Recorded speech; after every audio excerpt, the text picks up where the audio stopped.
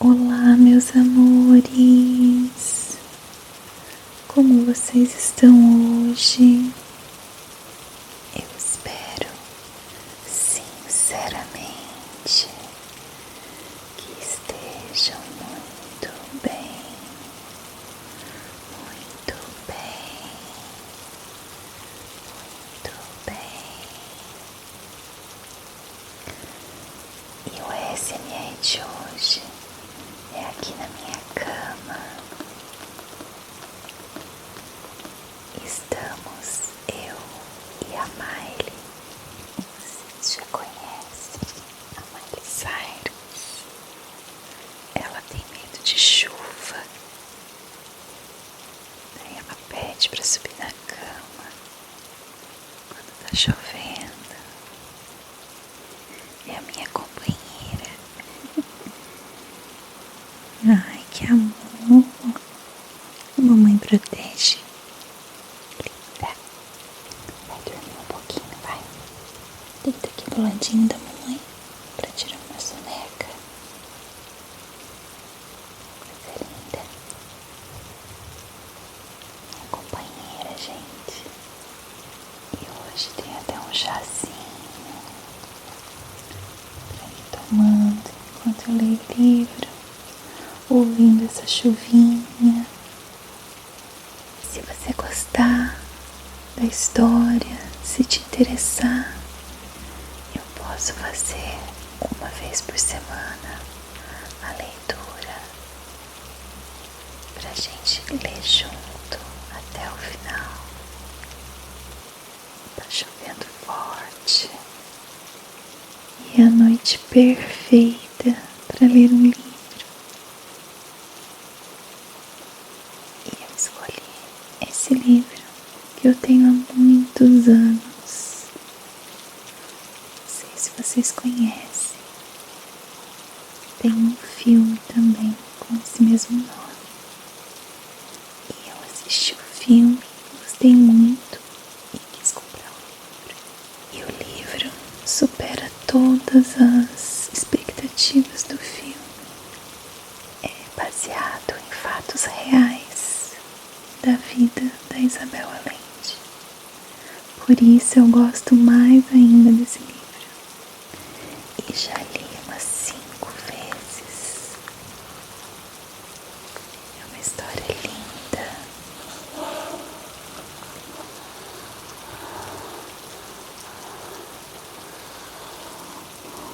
Eu tenho certeza que eu e você vamos relaxar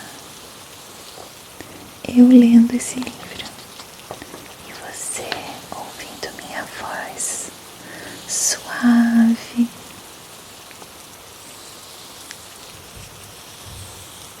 E aqui tem a data de 1982, título original La Casa de los Espíritos, e foi impresso no Brasil em 1994.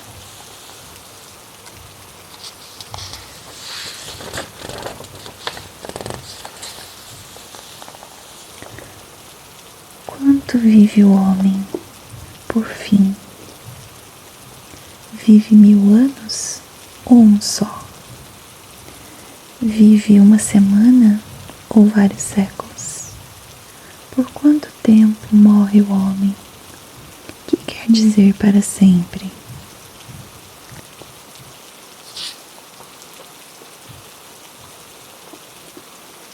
Mas antes de começar a ler, eu já vou pedir para você deixar um like, curtir esse vídeo.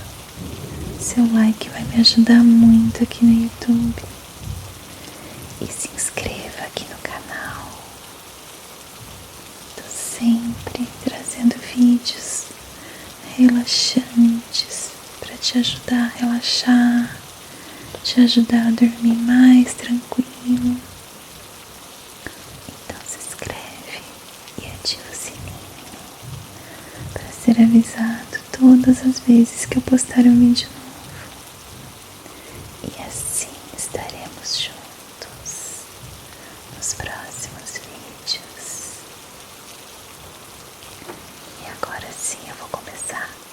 Capítulo 1. Rosa a Bela. Barrabás chegou à família por via marítima.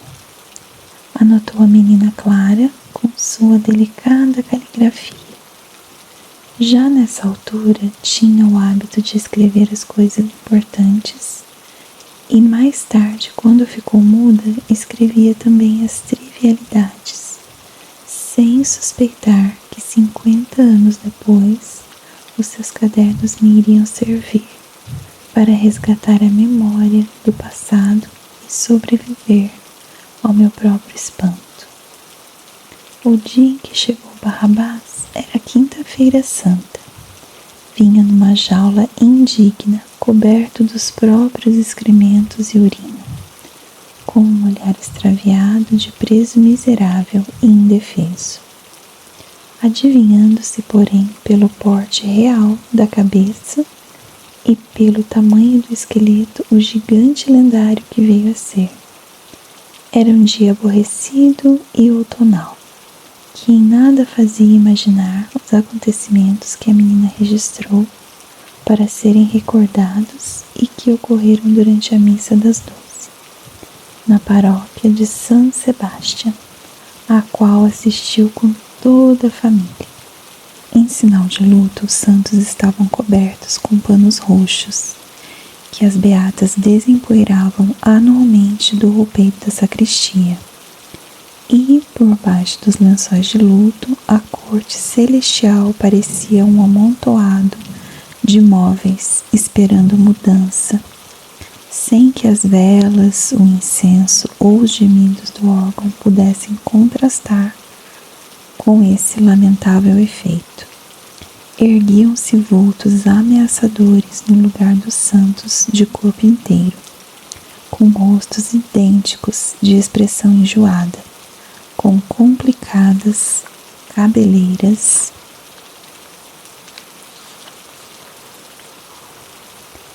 de cabelo morto, rubis, pérolas, esmeraldas de vidro pintado e vestuário de nobres florentinos. O único favorecido com o luto era o padroeiro da igreja, São Sebastião, porque na Semana Santa reservava para os fiéis o espetáculo do seu corpo torcido, numa postura indecente, atravessado por meia dúzia de flechas, escorrendo sangue e lágrimas, como um homossexual sofredor, cujas chagas milagrosamente frescas, graças ao pincel do padre Restrepo, faziam Clara estremecer de nojo. Era uma longa semana de penitência e jejum.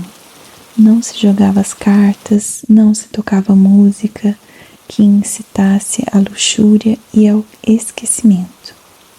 Observava-se, na medida do possível, a maior tristeza e castidade, apesar de justamente nesses dias o agulhão do demônio tentar com maior insistência a débil carne católica. O jejum consistia em tenros pastéis de massa folhada, saborosos guisados de legumes, fofas tortilhas e grandes queijos trazidos do campo, com que as famílias recordavam a paixão do Senhor, tendo o cuidado de não provar o menor pedaço de carne ou de peixe, sob pena de excomunhão, como dizia, insistindo o padre Restrepo. Ninguém se atrevia a desobedecer-lhe. O sacerdote estava munido de um grande dedo incriminador para apontar os pecadores em público e uma língua treinada para agitar os sentimentos. Tu, ladrão que roubaste o dinheiro do culto, gritava do púlpito, apontando um cavalheiro que fingia preocupar-se com qualquer cisco na lapela do casaco, para esconder a cara.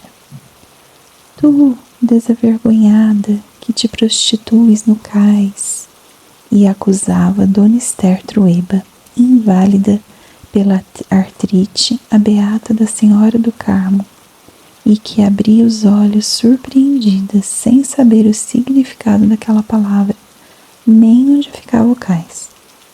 Arrependei-vos, pecadores, carcaças imundas, indignos do sacrifício de nosso Senhor. Jejuai, fazei penitência. Levado pelo entusiasmo do seu zelo vocacional, o sacerdote tinha que se conter para não desobedecer declaradamente às instruções dos superiores eclesiásticos, sacudidos por ventos de modernismo e que se opunham ao cilício e à flagelação. Era partidário de vencer as fraquezas da alma, com uma boa chicotada na carne. Era famoso pela sua oratória desenfreada. Os fiéis seguiam-no de paróquia em paróquia. Suavam ouvindo descrever as tormentas dos pecadores do inferno, as carnes estraçalhadas por engenhosas máquinas de tortura, os fogos eternos, os garfos que ultrapassavam os membros viris, os répteis asquerosos que se introduziam pelos orifícios femininos e outros suplícios que introduzia em cada sermão para espalhar o terror de Deus. O próprio Satanás era descrito até as tuas mais íntimas anomalias, com a pronúncia galega do sacerdote, cuja missão nesse mundo era sacudir as consciências dos indolentes crioulos. Severo Del Valle era ateu e maçom, mas tinha ambições políticas. Não podia, por isso, dar-se ao luxo de faltar à missa mais concorrida nos domingos e dias de festa, para que todos pudessem vê-lo. Nívia, a esposa, preferia entender-se com Deus, sem auxílio de intermediários. Tinha profunda desconfiança das sotanhas, aborrecia-se com as descrições do céu, do purgatório e do inferno, mas acompanhava o marido nas suas ambições políticas, na esperança de que, conseguindo ele um lugar no Congresso, ela pudesse obter o voto feminino, pelo qual lutava já faziam 10 anos, sem que os numerosos estados de gravidez a fizessem desanimar. Nessa quinta-feira santa, o padre Restrepo tinha levado os ouvintes ao limite da resistência, com suas visões apocalípticas, e Nívia começou a sentir enjoos. Perguntou a si mesma se não estaria grávida de novo.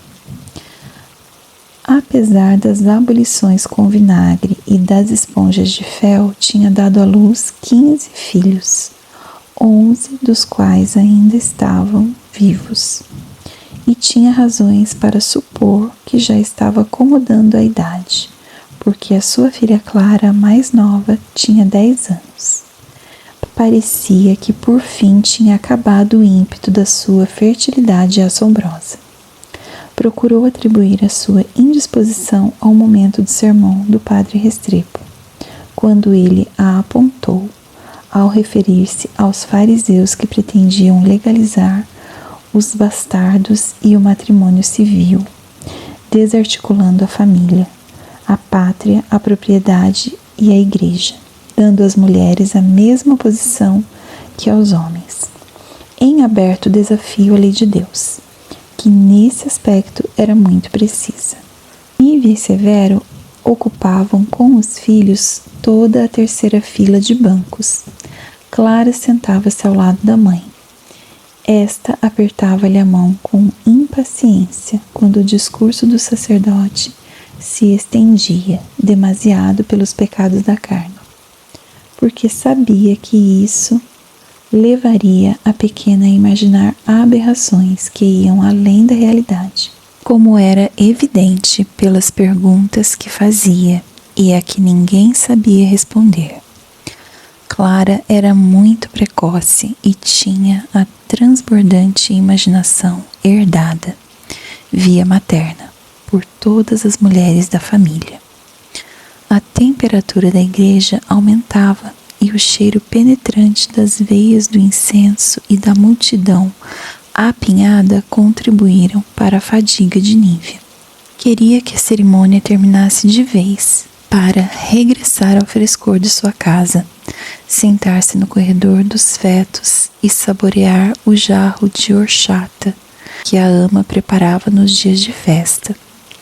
Olhou os filhos, os mais novos estavam cansados, rígidos na roupa domingueira, e os mais velhos começavam a ficar distraídos. Pousou os olhos em Rosa, a mais velha das filhas vivas, e, como sempre, ficou surpreendida. A sua estranha beleza tinha uma qualidade perturbadora, a qual nem ela escapava. Parecia fabricada de material diferente do da raça humana. Nívia soube que ela não era deste mundo, ainda antes de dar à luz, porque a viu em sonhos. Por isso, não se surpreendeu quando a parteira deu um grito ao vê-la. Ao nascer, Rosa era branca, lisa, sem rugas, como uma boneca de louça.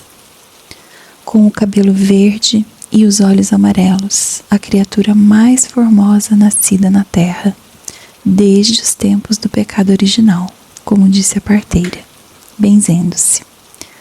Desde o primeiro banho, a ama lavou-lhe o cabelo com infusão de camomila, que lhe enfraqueceu a cor, dando-lhe tonalidades de bronze velho, e punha-a nua ao sol para fortalecer a pele, translúcida nas zonas mais delicadas do ventre e axilas, onde se adivinhavam as veias e a textura secreta dos músculos. Aqueles truques de cigana, no entanto, não foram suficientes, e depressa correu o boato que nascera um anjo. Nívia esperou que as ingratas frases do crescimento dessem à sua filha algumas imperfeições, mas nada disso aconteceu. Bem, pelo contrário, aos 18 anos, Rosa não tinha engordado e não tinham rebentado borbulhas, mas tinha-se acentuado. Isso sim, a sua graça marítima, o tom da pele com reflexos azulados e o do cabelo, a lentidão dos movimentos e o caráter silencioso evocavam um habitante aquático. Tinha qualquer coisa de peixe. Se tivesse uma cauda com escamas, seria certamente uma sereia. Mas suas pernas punham-na no limite impreciso entre a criatura humana e o ser mitológico. Apesar de tudo, a jovem levava uma vida quase normal. Tinha um noivo e um dia havia de se casar-se, passando dessa maneira a responsabilidade da sua formatura para outras mãos. Rosa inclinou a cabeça e um raio filtrou-se pelos vitrais góticos da igreja, dando-lhe um halo de luz ao perfil. Algumas pessoas voltaram-se para ver e cochicharam, como frequentemente sucedia. Mas Rosa parecia não dar por nada. Era imune à vaidade e nesse dia estava mais ausente que de costume. Imaginando novos animais para bordar na sua toalha, metade pássaro, metade mamífero, cobertos de plumas matizadas e providos de cornos e cascos, tão gordos e com asas tão curtas, que desafiavam as leis da biologia e da aerodinâmica. Raras vezes pensava no noivo, Esteban Trueba, não por falta de amor, mas por temperamento esquecedor, e porque 2 anos de separação são grande ausência.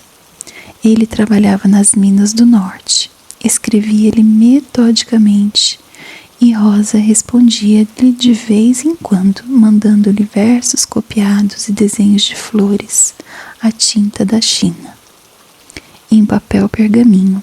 Através dessa correspondência que Nívia violava regularmente, inteirou-se dos sobressaltos do trabalho de mineiro, sempre ameaçado por desabamentos, perseguindo veios fugídios, pedindo créditos por conta da boa sorte, acreditando que acabaria por aparecer um maravilhoso filão de ouro. que lhe permitiria fazer rápida fortuna e regressar para levar Rosa de braço dado ao altar, tornando-se assim o homem mais feliz do universo, como dizia sempre no fim das cartas. Rosa, no entanto, não tinha pressa em casar-se. Quase esquecera o único beijo que tinha trocado na despedida e também a cor dos olhos desse noivo tenaz. Por influência das novelas românticas, que eram a sua única leitura, gostava de imaginá-lo com botas de couro e a pele queimada pelos ventos do deserto, cavando a terra em busca de tesouros de piratas, dobrões espanhóis e joias dos incas, e era inútil Nívia tentar convencê-la de que as riquezas das minas estavam metidas nas pedras, porque para Rosa era impossível Esteban Trueba recolher toneladas de penhascos na esperança de que, ao submetê-los a iníquos processos crematórios, cuspissem 1 grama de ouro. Entretanto, esperava por ele, sem se aborrecer, imperturbável na gigantesca tarefa que impusera a si própria, bordar a maior toalha do mundo. Começou com cães, gatos e borboletas, mas logo a fantasia se apoderou do seu trabalho e foi surgindo um paraíso de animais impossíveis. Nasciam da agulha diante dos olhos preocupados do pai. Severo considerava que era tempo de a filha sair da modorra e de ter os pés ausentes na terra, de aprender algumas tarefas domésticas e preparar-se para o matrimônio. Mas Nívia não compartilhava essa inquietação, preferia não atormentar a filha com exigências terrenas, pois pressentia que Rosa era um ser celestial, que não fora feito para durar muito tempo no tráfego grosseiro deste mundo. Por isso deixava-a em paz com seus fios de bordar e não comentava aquele jardim zoológico de pesadelo. Uma barbatana do espartilho de Nívia quebrou-se, cravando-lhe uma ponta entre as costelas. Sentia-se sufocar dentro do vestido de veludo azul e a gola de renda demasiado alta. As mangas muito estreitas, a cintura tão apertada que quando tirava o cinto passava uma boa meia hora com retorcidelas de barriga, até as tripas se acomodarem na sua posição normal. Tinha discutido isso muitas vezes. Ela e as amigas sufragistas, e tinham chegado à conclusão de que enquanto as mulheres não encurtassem as saias e o cabelo e não despissem os saiotes, tudo ficaria na mesma. Mesmo que pudessem estudar medicina ou tivessem direito a voto, porque de modo algum teriam coragem de fazê-lo. Ela própria não tinha coragem para ser das primeiras a abandonar a moda. Notou que a voz da Galiza deixara de martelar-lhe o cérebro. Estava numa dessas grandes pausas do sermão que o padre empregava com frequência, por conhecer bem o efeito de um silêncio incômodo. Os seus olhos ardentes aproveitavam esses momentos para observar os paroquianos um por um. Nívia largou a mão de Clara e procurou um lenço na manga para enxugar uma gota de suor que lhe escorria pelo pescoço. O silêncio tornou-se pesado, o tempo pareceu parar dentro da igreja, mas ninguém se atreveu a tossir ou ajeitar-se no banco, para não atrair a atenção do padre Restrepo. As suas últimas frases ainda vibravam entre as colunas, e nesse momento, como Nívia recordou anos mais tarde, no meio da ansiedade do silêncio, ouviu-se, com toda a nitidez, a voz da pequena Clara. Padre Restrepo, se essa história do inferno for pura mentira, nós todos nos chateamos. O dedo indicador do jesuíta, que já estava no ar para assinalar novos suplícios, ficou suspenso como um para-raios sobre a sua cabeça. As pessoas deixaram de respirar e os que estavam cabeceando acordaram. Os esposos Del Valle foram os primeiros a reagir ao sentir que o pânico os invadia e ao ver que os filhos começavam a agitar-se nervosos. Severo compreendeu que devia agir antes que rebentasse o riso geral ou se desencadeasse algum cataclismo celestial. Pegou na mulher pelo braço e em Clara pelo pescoço e saiu arrastando-as a grandes passadas, seguido pelos outros filhos, que se precipitaram em tropel para a porta. Conseguiram sair antes que o sacerdote pudesse invocar um raio que os transformasse em estátuas de sal. Mas do umbral da porta ouviram a sua terrível voz de arcanjo ofendido. Endemoniada! Soberba endemoniada! Estas palavras do padre Restrepo permaneceram na memória da família com o peso de um diagnóstico, e nos anos seguintes tiveram ocasião de as recordar variadas vezes. A única que não voltou a pensar nelas foi a própria Clara, que se limitou a anotá-las no seu diário para logo esquecê-las. Os pais, em contrapartida, não puderam ignorá-las, apesar de concordarem que a possessão demoníaca e a soberba eram dois pecados demasiado grandes para uma criança tão pequena. Temiam a maldição do povo e o fanatismo do padre Restrepo. Até esse dia não tinham posto nome às excentricidades da filha mais nova. Nem as haviam relacionado com influências satânicas. Tornavam-nas como uma característica da menina, como o cochear era a de Luís e a beleza de Rosa. Os poderes mentais de Clara não causavam incômodo a ninguém e não produziam desordem maior. Manifestavam-se quase sempre em assuntos de pouca importância e na estrita intimidade do lar.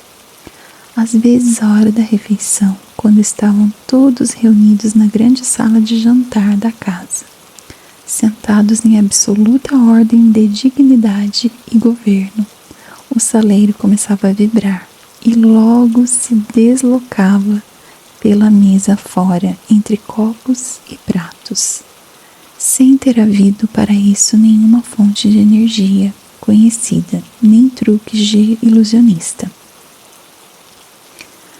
Nívia dava um puxão nas tranças de Clara e com esse sistema conseguia que a filha abandonasse a distração lunática e devolvesse à normalidade o saleiro, que acabava por recuperar a imobilidade.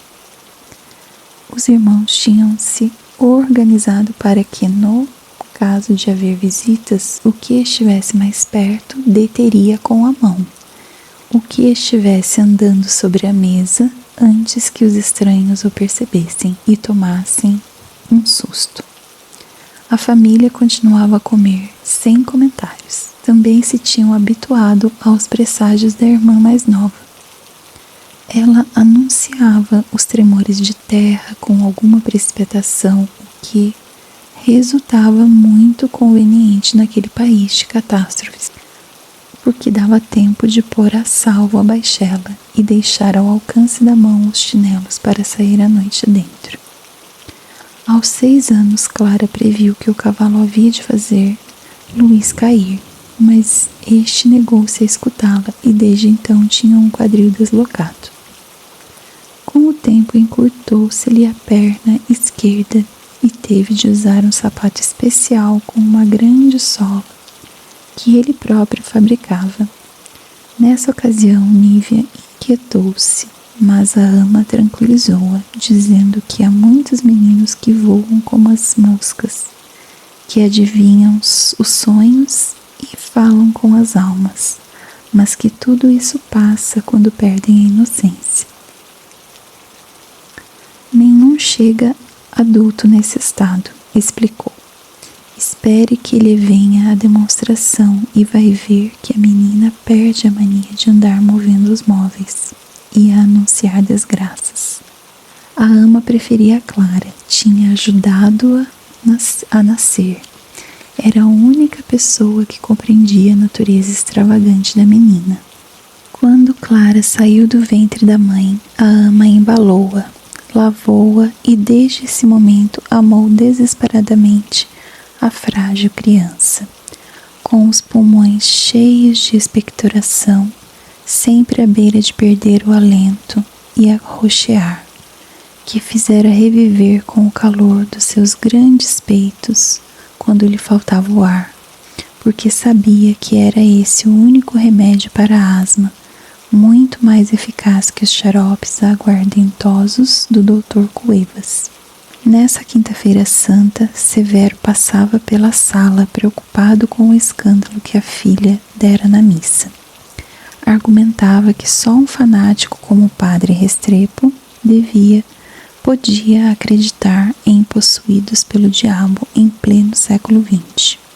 O século das luzes, da ciência e da técnica, no qual o demônio fora definitivamente desprestigiado. Nive interrompeu para dizer que não era essa a questão. O que era grave é que as proezas da filha transcendiam as paredes da casa e o padre começava a investigar. Toda a gente iria saber. Vai começar a chegar gente para vê-la como se ela fosse um fenômeno, disse Nívia. E o Partido Liberal que vai para o inferno, rematou Severo, que via o prejuízo que podia causar a sua carreira política ter uma filha possessa na família. Estavam nisso quando chegou a ama arrastando as chinelas com o frufru de saiotes engomados e a anunciar que no pátio havia uns homens a descarregar um morto. Assim era, entraram com uma carroça de 4 cavalos ocupando todo o primeiro pátio, pisando as camélias e sujando de bosta o piso reluzente num turbilhão de pó. Empinar os cavalos e maldições dos homens supersticiosos que faziam gestos contra o mal-olhado. Traziam o cadáver do tio Marcos com toda a sua bagagem. Aquele tumulto era dirigido por um homenzinho melífluo, trajado de preto, de sobrecasaca e chapéu demasiado grande, que iniciou um discurso solene para explicar as circunstâncias do caso, mas que foi brutalmente interrompido por Nívia, que se lançou sobre o ataúde empoeirado que continha os restos do seu irmão mais querido. Nívia gritava que abrissem a tampa para vê-lo com os próprios olhos. Já numa outra ocasião fora encarregada de enterrá-lo e por isso mesmo tinha o direito de duvidar de que essa vez a sua morte fosse verdadeira. Seus gritos atraíram a multidão de criados da casa e todos os filhos que acudiram correndo ao ver o nome do tio pronunciado com lamentações de luto. Havia um par de anos que Clara não via o tio Marcos, mas recordava-o bem. Era a única imagem perfeitamente nítida da sua infância e para evocá-la não necessitava sequer de consultar o daguerreótipo do salão, onde ele aparecia vestido de explorador, apoiado a uma espingarda de 2 canos, modelo antigo. O pé direito sobre um tigre da Malásia, na mesma atitude triunfante que ela vira na Virgem, no altar-mor, pisando o demônio vencido entre nuvens de gesso e anjos pálidos. A Clara bastava fechar os olhos para ver o tio em carne e osso, curtido pelas inclemências de todos os climas do planeta. Magro, com bigodes de flibusteiro, entre os quais assomava um estranho sorriso com dentes de tubarão. Parecia impossível que ele estivesse naquele caixão negro no centro do pátio. Cada visita que Marcos fez à quinta da irmã Nívia ficou lá por vários meses, dando alegria aos sobrinhos, especialmente a Clara, e provocando uma tempestade na qual a ordem doméstica perdia os horizontes. A casa se abarrotava de baús, animais embalsamados, lanças de índios, bagagens de marinheiro. Por todos os lados se tropeçava nos utensílios indescritíveis. Apareciam bichos nunca vistos que tinham viajado de terras remotas para acabarem esmagados debaixo da vassoura implacável da ama, em qualquer canto da casa. As maneiras do tio Marcos eram as de um canibal, como dizia Severo. Passava a noite fazendo movimentos incompreensíveis na sala. Soube-se mais tarde que eram exercícios destinados a aperfeiçoar o domínio da mente sobre o corpo e a melhorar a digestão. Fazia experiências de alquimia na cozinha, enchendo toda a casa de fumaradas fétidas, arruinando as panelas com substâncias sólidas que não podiam soltar-se do fundo, enquanto os outros tentavam dormir. Arrastava as malas pelos corredores, ensaiava sons agudos com instrumentos selvagens e ensinava espanhol a um papagaio, cuja língua materna era de origem amazônica. De dia dormia numa rede que tinha esticado entre duas colunas do corredor, cobrindo-se apenas com uma panga que punha Severo de péssimo humor, mas que Nívia desculpava porque Marcos a tinha convencido de que era assim que pregava o Nazareno. Clara recordava perfeitamente, apesar de ser muito pequena na altura, a primeira vez que o tio Marcos chegou a casa no regresso de uma de suas viagens. Instalou-se como se fosse para sempre, ao fim de pouco tempo aborrecido de apresentar-se em tertúlias de senhoritas em que a dona da casa tocava piano, de jogar as cartas e evitar os apertos de todos os seus parentes para que se assentasse cabeça e começasse a trabalhar como ajudante no escritório de advogados de Severo del Valle. Comprou um realejo e percorreu as ruas com a intenção de seduzir a prima Antonieta e ao mesmo tempo alegrar o público com sua música de manivela. A máquina não passava de um caixote ronhoso provido de rodas, mas ele pintou-a com motivos de marinheiros e pôs-lhe uma chaminé falsa de barco. Ficou com um aspecto de cozinha a carvão. O realejo tocava alternadamente uma marcha militar e uma valsa, e entre cada volta da manivela o papagaio, que tinha aprendido espanhol, apesar de manter o sotaque estrangeiro, atraía o público com gritos agudos. Também tirava com o bico papeizinhos de uma caixa para vender à sorte aos curiosos. Os papéis cor-de-rosa, verdes e azuis eram tão engenhosos que indicavam sempre os mais secretos desejos dos clientes. Além dos papéis de sorte, vendia bolinhas de serragem para divertir as crianças e pós contra a impotência, que comerciava a meia voz com os transeuntes afetados por esse mal. A ideia do realejo surgiu como um último e desesperado recurso para atrair a prima Antonieta, depois de falhar em outras formas mais convencionais de a cortejar. Pensou que nenhuma mulher de perfeito juízo podia permanecer impassível perante uma serenata de realejo.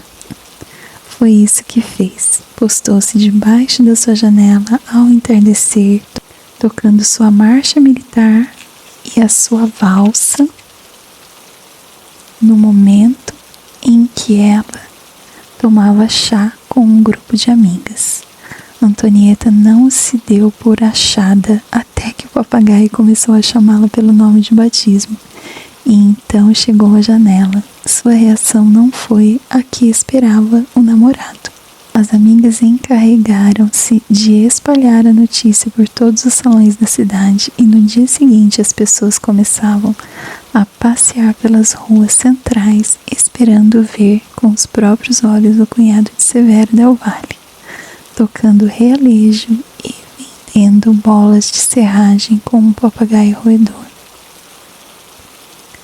Simplesmente pelo prazer de tirar a prova de que também nas melhores famílias havia boas razões para ter vergonha. Em face da tempestade familiar, Marcos teve que desistir do realejo e escolher métodos menos compícuos para atrair a prima Antonieta, mas não desistiu de assediá-la. De qualquer modo, no fim não teve êxito, porque a jovem se casou de um dia para o outro com um diplomata 20 anos mais velho, que a levou para um país tropical cujo nome conseguiu recordar, mas que sugeria negritude, bananas e palmeiras, onde ela conseguiu ultrapassar a recordação do pretendente que lhe arruinara os 17 anos com uma marcha militar e uma valsa. Marcos afundou-se na depressão durante 2 ou 3 dias, ao fim dos quais anunciou que nunca havia de casar e que iria dar a volta ao mundo. Vendeu o realejo a um cego e deixou o papagaio de herança à Clara, mas a ama envenenou secretamente com uma boa dose de óleo de fígado de bacalhau, porque não podia suportar o seu olhar lascivo, as pulgas e os gritos desregrados, oferecendo papelinhos para a sorte, bolas de serragem e pós para impotência. Foi a mais longa viagem de Marcos. Regressou com um carregamento de enormes caixas que se armazenaram no último pátio, entre o galinheiro e o depósito de lenha até acabar o inverno, no começo da primavera. Fê-las passar ao Parque dos Desfiles, um enorme descampado onde o povo se juntava para ver marchar a tropa durante as festas patrióticas, com passo de ganso copiado dos prussianos. Ao abrir as caixas, viu-se que havia lá dentro peças soltas de madeira, metal e tela pintada. Marcos passou 2 semanas juntando as partes de acordo com as instruções de um manual em inglês, e ele decifrou com uma invencível imaginação e um pequeno dicionário. Quando o trabalho ficou pronto, surgiu um pássaro de dimensões pré-históricas com o rosto de águia furiosa pintado na parte da frente, asas móveis e uma hélice no lombo. Causou emoção. As famílias da oligarquia esqueceram o realejo e Marcos tornou-se a novidade da temporada. Pessoas faziam passeios aos domingos para ir ver o pássaro e os vendedores de quinquilharias e os fotógrafos ambulantes fizeram seu negócio. No entanto, em pouco tempo começou a esgotar-se o interesse do público. Marcos anunciou então que mal o tempo desanuviasse, pensava levantar voo no pássaro e passar por cima da cordilheira. A notícia correu em poucas horas e converteu-se no acontecimento mais comentado do ano. A máquina jazia com a pança assente em terra firme, pesada e torpe, com mais aspecto de pato ferido que de um desses modernos aeroplanos que começavam a fabricar-se na América do Norte. Nada na sua aparência permitia supor que pudesse mover-se e muito menos levantar-se voo e atravessar as montanhas nevadas. Os jornalistas e curiosos acudiram em tropel. Marcos sorria imóvel face à avalanche de perguntas, posando para os fotógrafos, sem oferecer nenhuma explicação técnica ou científica a respeito de como pensava realizar a sua proeza. Houve gente que viajou da província para ver o espetáculo. 40 anos depois, seu sobrinho, neto Nicolau, a quem Marcos não chegou a conhecer, desenterrou a iniciativa de voar, que sempre estivera presente nos homens da sua estirpe. Nicolau teve a ideia de fazê-lo com fins comerciais, numa salsicha gigantesca cheia de ar quente que levaria impresso um anúncio publicitário de bebidas gasosas. Mas nos tempos em que Marcos anunciou a sua viagem em aeroplano, ninguém acreditava que esse invento pudesse servir para alguma coisa de útil. Ele fazia-o por espírito aventureiro. O dia marcado para o voo amanheceu enevoado, mas havia tanta expectativa que Marcos não quis adiar a data. Apresentou-se pontualmente no local e não deu sequer uma olhadela para o céu, que se cobria de nuvens cinzentas. A multidão atônita encheu as ruas circundantes, empoleirou-se nos telhados, nas varandas das casas próximas e apertou-se no parque. Nenhuma concentração política conseguiu reunir tanta gente até meio século depois. Quando o primeiro candidato marxista aspirava por meios totalmente democráticos a ocupar a poltrona dos presidentes. Clara recordaria em toda a sua vida esse dia de festa. As pessoas vestiram-se de primavera, adiantando-se um pouco à inauguração oficial da temporada. Os homens com terno de linho branco e as senhoras com chapéu de palhinha italiana, que fizeram furor naquele ano. Desfilaram grupos de alunos das escolas com os professores, levando flores para o herói. Marcos recebia as flores e gracejava, dizendo que esperassem que ele caísse para lhe levantarem flores ao enterro. O bispo, em pessoa, sem que ninguém lhe pedisse, apareceu com 2 turiferários a benzer o pássaro, e o orfeão da polícia tocou uma música alegre e sem pretensões, para o gosto popular. A polícia, a cavalo e com lanças, teve dificuldade em manter a multidão afastada do centro do parque, onde estava Marcos, vestido com calças de mecânico, com grandes óculos de automobilista e o seu capacete de explorador. Para o voo, levava além disso a sua bússola, um binóculo e uns estranhos mapas de navegação aérea que ele próprio tinha traçado, baseando-se nas teorias de Leonardo da Vinci. E nos conhecimentos astrais dos Incas. Contra toda a lógica da segunda tentativa, o pássaro elevou-se, sem problemas e mesmo com certa elegância, entre os estálidos do esqueleto e os estertores do motor. Subiu, movendo as asas, perdendo-se nas nuvens, despedido por uma explosão de aplausos, assobios, lenços, bandeiras, acordes musicais do orfeão e aspersões de água benta. Em terra ficou o comentário da concorrência maravilhada e dos homens mais instruídos, que tentaram dar uma explicação razoável do milagre. Clara continuou olhando o céu até muito tempo depois de o tio se ter tornado invisível. Acreditou vê-lo 10 minutos mais tarde, mas tratava-se apenas de um pardal que passava.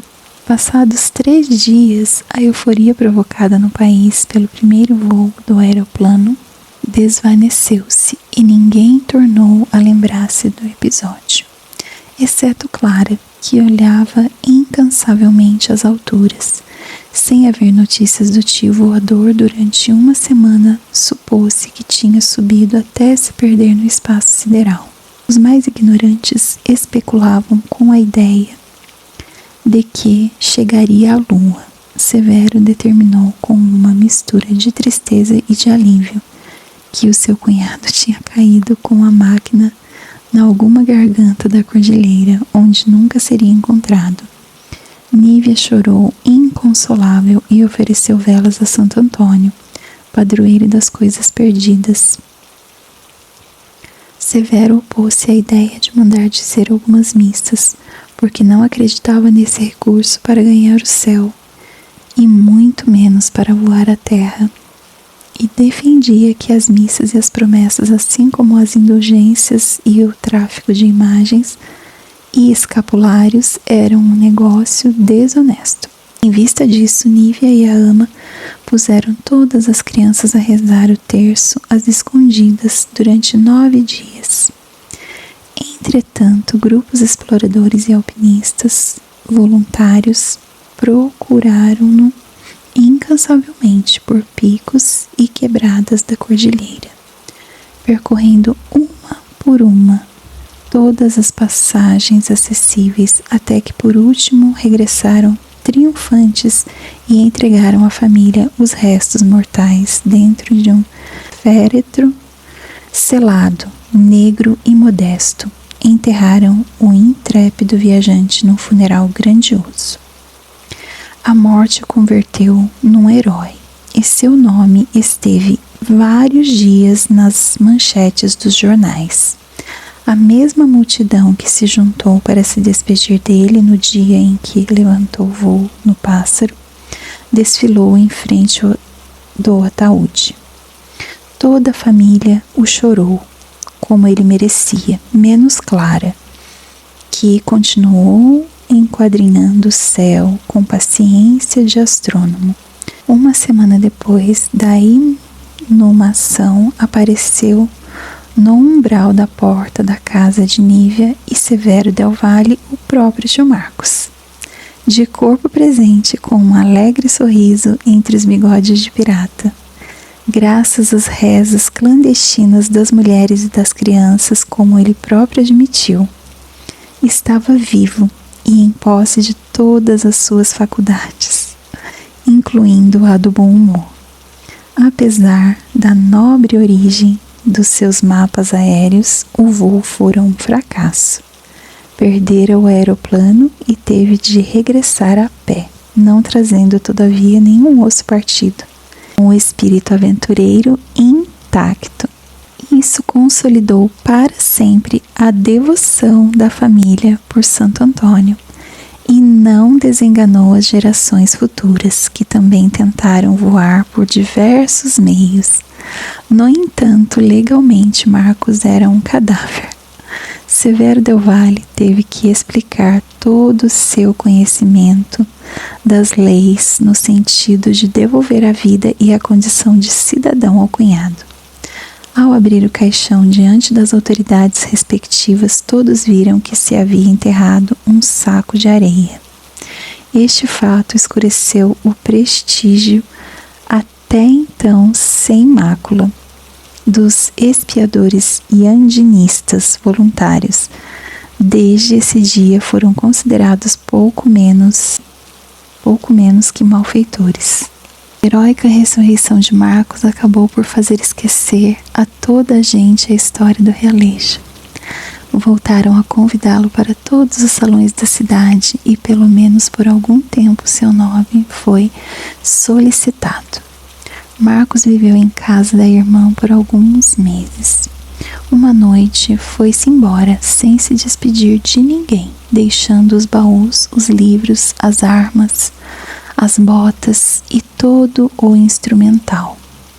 Severo e até mesmo Nívia respiraram aliviados. Sua última visita durará demasiado. Mas Clara sentiu-se tão afetada que passou uma semana caminhando como sonâmbula, a chupar o dedo. A menina, que tinha então 7 anos, aprendera a ler os livros de contos do tio e por isso estava mais perto dele que nenhum outro membro da família, devido às suas habilidades adivinhatórias. Marcos pretendia que a rara virtude da sua sobrinha podia ser uma fonte de benefício e uma boa oportunidade para desenvolver a sua própria clarividência. Tinha a teoria de que esta condição estava presente em todos os seres humanos, especialmente nos da sua família, e que se não funcionava com eficiência era só por falta de treino. Comprou no mercado persa uma bola de vidro que, em sua opinião, possuía propriedades mágicas e vinha do Oriente. Embora mais tarde se soubesse que era apenas uma boia de barro de pesca. Pula sobre um pano de veludo negro e anunciou que podia ver a sorte, curar o mal-olhado, ler o passado e melhorar a qualidade dos sonhos. Tudo por 5 centavos. Os primeiros clientes foram as criadas da vizinhança. Eu vou parar o vídeo por aqui, senão vai ficar muito longo. E ainda faltam muitas páginas para chegar no capítulo 2. Vai mais 1 hora quase de leitura. E o vídeo vai ficar muito longo. Se vocês comentarem e gostarem dessa história linda que eu comecei aqui hoje, eu vou continuar. Combinado? Eu desejo que